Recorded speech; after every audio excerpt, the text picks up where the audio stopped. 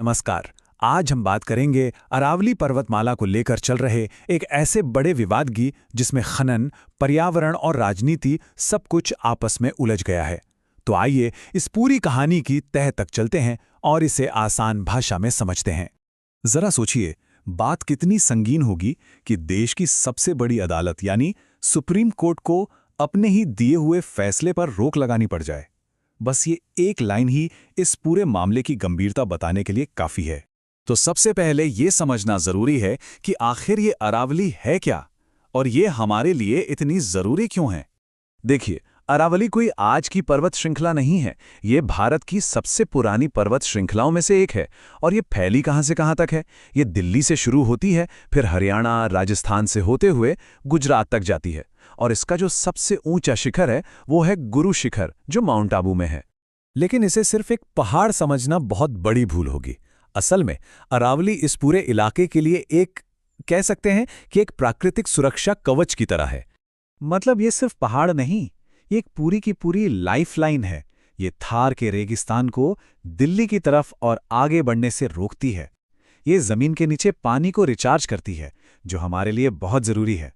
और दिल्ली एनसीआर के लिए तो ये एक तरह से फेफड़ों का काम करती है, जो सारे प्रदूषण को सोख लेती है। सोचिए, अगर अरावली न होती तो आज शायद ये शहर धूल भरी आंधियों और पानी की भयानक किल्लत से जूझ रहे होते। तो फिर इतना सब कुछ अच्छा है, तो विवाद शुरू कहां से हुआ? भाई, ये सब शुरू हुआ एक परिभाषा से, एक नियम से, जिसे सुप्रीम कोर्ट ने माना, और बस वहीं से सारा खेल बदल गया। और यही है वो नियम जिसने सारा विवाद खड़ा कर दिया। 100 मीटर का नियम। हुआ ये कि सुप्रीम कोर्ट ने एक परिभाषा को मान लिया जिसके हिसाब से सिर्फ वही पहाड़ या टीला अरावली माना जाएगा जो अपने आसपास की जमीन से कम 100 मीटर ऊंचा हो। अब सुनने में तो ये बड़ा सीधा साधा सा नियम लगता है ना? लेकिन इसने एक बहुत बड़ी बहस को जन्म दे दिया। तो हुआ क्या? इस नियम ने एक लकीर खींच दी। जो पहाड़ी 100 मीटर या उससे ऊपर है वो अरावली है, उसे बचाना है। लेकिन उस पहाड़ी का क्या जो 99 मीटर की है या 80 मीटर की, क्या वो अरावली नहीं है? क्या उससे फिर खनन के लिए, कंस्ट्रक्शन के लिए खोला जा सकता है? बस इन्हीं सवालों से असली बहस की आग भड़की। जो पर्यावरण के जानकार हैं उन्होंने फौरन खतरे की घंटी बजा दी। उनका तर्क बहुत सीधा और साफ था। भाई, प्रकृति को आप मीटर और फीट में नहीं नाप सकते। अरावली के बहुत से ऐसे हिस्से हैं जो भले ही 100 मीटर से कम ऊंचे हों, लेकिन वहां घने जंगल हैं, जंगली जानवर रहते हैं। इस नए नियम की वजह से ये सारे कीमती इलाके खनन के लिए खुल सकते थे। अब जब एक्सपर्ट्स की यह चिंताएं लोगों तक पहुंची तो ये मुद्दा सिर्फ कोर्टरूम की बहसों तक ही सीमित नहीं रहा। ये मुद्दा सड़कों पर आ गया और देखते ही देखते एक बड़ा आंदोलन बन गया। सोशल मीडिया पर #सेव अरावली का कैंपेन वायरल हो गया। स्टूडेंट्स, आम लोग, पर्यावरण प्रेमी, सबके सब कई शहरों में इस नियम के खिलाफ सड़कों पर उतर आए। हर तरफ विरोध प्रदर्शन होने लगे। अब जाहिर सी बात है, जब मामला इतना गरमाया तो राजनीति कैसे पीछे रहती। विपक्षी पार्टियों ने सरकार पर आरोप लगाया कि ये जो नया नियम है ये असल में माइनिंग लॉबी को, यानी खनन करने वाली बड़ी बड़ी कंपनियों को फायदा पहुंचाने के लिए लाया गया है।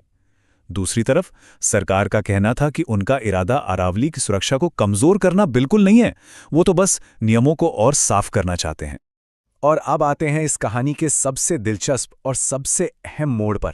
जब हर तरफ से दबाव बढ़ने लगा तो सुप्रीम कोर्ट ने एक ऐसा कदम उठाया जिसकी उम्मीद शायद किसी को नहीं थी। इतने बड़े विरोध प्रदर्शनों और उठते हुए गंभीर सवालों को देखते हुए सुप्रीम कोर्ट ने अपने ही पिछले आदेश पर, उसी 100 मीटर वाले नियम पर अस्थायी तौर पर रोक लगा दी। आप समझिए, ये एक बहुत बड़ा यू टर्न था। तो अब कोर्ट ने एक बिल्कुल साफ रास्ता अपनाया है। सबसे पहले एक एक्सपर्ट कमेटी बनाई जाएगी। ये कमेटी पूरी तरह से वैज्ञानिक आधार पर यह तय करेगी कि अरावली की सही परिभाषा आखिर होनी क्या चाहिए। और जब तक ये कमेटी अपनी पूरी रिपोर्ट सौंप नहीं देती, तब तक के लिए इस मामले की आगे की सुनवाई को टाल दिया गया है। तो इसका सीधा सा मतलब ये है कि कहानी अभी खत्म नहीं हुई है, बल्कि अब एक नई सिरे से शुरू हुई है। अरावली का भविष्य क्या होगा, इस पर आखिरी फैसला आना अभी बाकी है। तो अब सवाल ये उठता है कि हम इस पर इतनी बात क्यों कर रहे हैं? ये सिर्फ एक नियम या कुछ पहाड़ों का मामला क्यों नहीं है? क्योंकि इसका असर करोड़ों लोगों की जिंदगी पर पड़ने वाला है।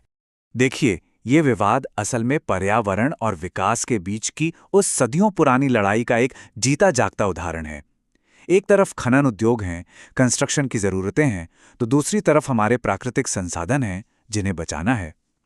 खासकर दिल्ली एनसीआर जैसे इलाकों के लिए, जो पहले से ही पानी की किल्लत और भयानक प्रदूषण से जूझ रहे हैं, अरावली का जरा सा भी कमजोर होना किसी तबाही से कम नहीं होगा। और यहीं पर आकर हम एक दोराहे पर खड़े हो जाते हैं। अगर संरक्षण के नियम बहुत ज्यादा सख्त किए जाते हैं तो खनन और निर्माण जैसे जरूरी सेक्टर पर दबाव बढ़ेगा, और अगर नियमों में थोड़ी भी ढील दी जाती है तो हमें प्रदूषण, बढ़ती गर्मी और पानी की कमी जैसे भयानक नतीजों के लिए तैयार रहना होगा। इसी संतुलन को खोजना सबसे बड़ी चुनौती है। तो कुल मिलाकर देखें तो अरावली का ये पूरा विवाद एक बहुत ही निर्णायक मोड़ पर आ खड़ा हुआ है। सुप्रीम कोर्ट के दखल देने से एक नई उम्मीद जरूर जगी है, और अब आने वाले कुछ महीने ही ये तय करेंगे कि हमारी इस अनमोल धरोहर का भविष्य आखिर क्या होगा। तो आखिरी सवाल यही बचता है, क्या जीत प्रकृति की होगी या विकास की मांगें उस पर भारी पड़ेंगी? और सबसे बड़ा सवाल, क्या इन दोनों के बीच कोई ऐसा रास्ता निकालना मुमकिन है जहां दोनों साथ चल सकें? क्योंकि जो भी जवाब होगा वो हम सबके भविष्य की कहानी लिखेगा। नमस्ते दोस्तों, कृपया हमारे चैनल को सब्सक्राइब करें। धन्यवाद।